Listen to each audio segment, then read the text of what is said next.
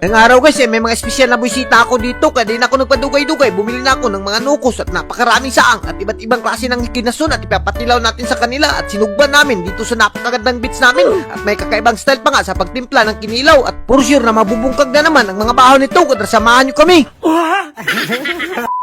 What's up sa inyo guys? For today's video, dahil may napaka-espesyal na bisita tayo, kaya di na natin yan papasailuin at napakainin natin yan. Ang napakasarap na locos talaga. At ayan ang asyugansi naman guys, sobrang mahal pa nito pero di talaga siya magmamahay dahil napakasarap talaga nito. At ayan ang asyugansi naman guys, pero lang binayaran ko na si ang kububoy dyan dahil kadlawon pa kami, gumikan dyan. At sa puntong ito, siyempre bumili na rin tayo ng mga espesyal natin na mga kinason, mga saang at iba't ibang klase. At papakainin natin yung bisita natin dito. Bahala magkaigit-igit siya dito. At sa puntong ito, pagkatapos namin bumili ng mga kinason, ay dito nga lang pala kami pupunta sa mga beach namin. At ayan nga, as you can see naman guys, dito kami sa Disneyas Beach Resort na napakaganda naman talaga. At as you can see naman guys, yung dagat talagang hindi ka magmamahay, sobrang ganda. At speaking of maganda, talagang sinima-sima na nga ni Ivy yung kinason dito na para sa bisita habang nagpapaabot kami. At sa puntong ito, habang nagpaabot kami sa bisita, ay sinugdan ko na kaagad pagsugba. At ayan nga, yung uling natin na napakasarap naman talaga, isugba natin yung saang natin. Ayan nga, as you can see naman guys, napakasarap talaga ng saang kapag sinugba mo dito.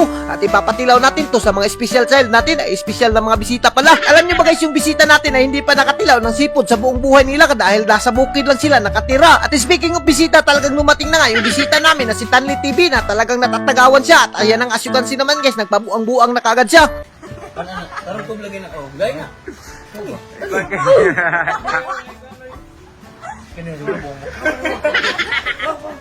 Asyugansi naman guys, pinakain namin siya ng kinason. Yung unod ay tinapon niya at yung bagaw, yung kinitkit niya, napakalisod naman talaga. Suka ni Bobby. At sa puntong ito, dahil hindi na siya nakaantos dahil sa sobrang layo ng biyahin niya, kaya sinima-sima niya na yung suka ni Bobby Vlog na napakasarap naman talaga at kumukutoy na daw yung tiyan niya, kaya yung kinason na lang yung binanatan niya. Kasi kansi naman guys, yung mukha niya dyan parang naguguba kapag kumain siya ng kinason pero hindi ko ma-explain, parang guba na daan. Ano rin mong baton, magkuha kag duha. Kaya na. At alam nyo ba guys, first time lang namin magsama ni Tanli TV pero hindi mo alam, maguguba na pala yung bakba mo dito sa kakatawa at tarang mabubungkag na siya, magpabuang-buang talaga siya dito at hindi ka magmamahay. Pag siya yung kasama mo, talagang malilingaw ka at hindi ka mabuburing. At ayun nga, nakikita nyo naman yung mukha niya guys, talagang ang lakas talaga humabhab. Iwan ko kung anong klaseng nilalang to. Parang nagmamahay na ako na pinapunta ko siya dito. Kulangan pa, kaunok na.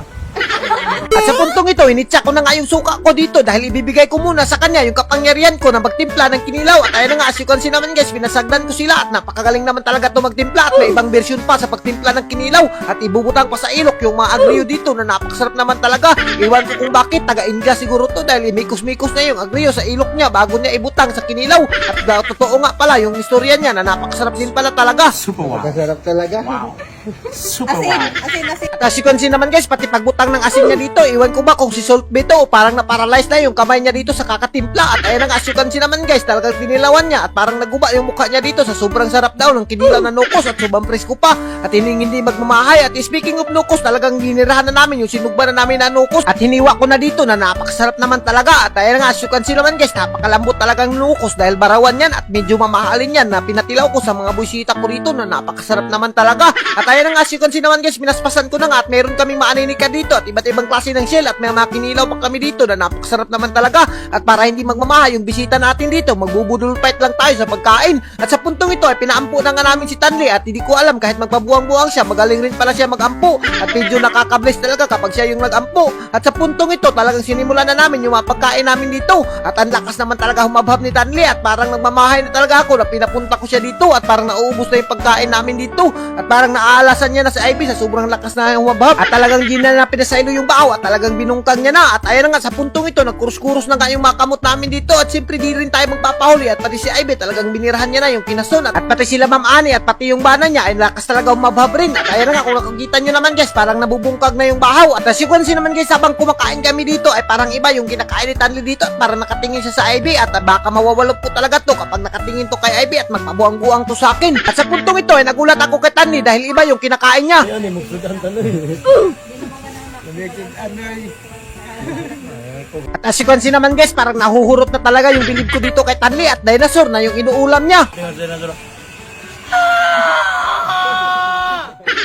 Bilib na bilib rin ako kay Tanli dito dahil hindi talaga umuundang sa pagkaon at may ibang cellphone pa siyang dala dito. iPhone 17, 5 terabyte.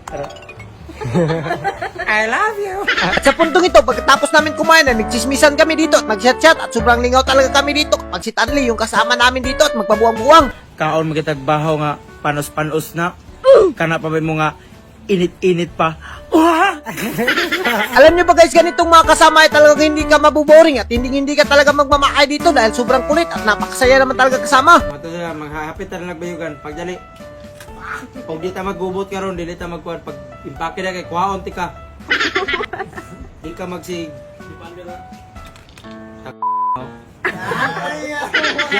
At sa puntong ito ay tinawagan niya na nga siya ng asawa niya pero under daw niya yung asawa niya kaya pinagalitan niya. Hurot na talaga yung bilib ko dito kay Tanli. Ha?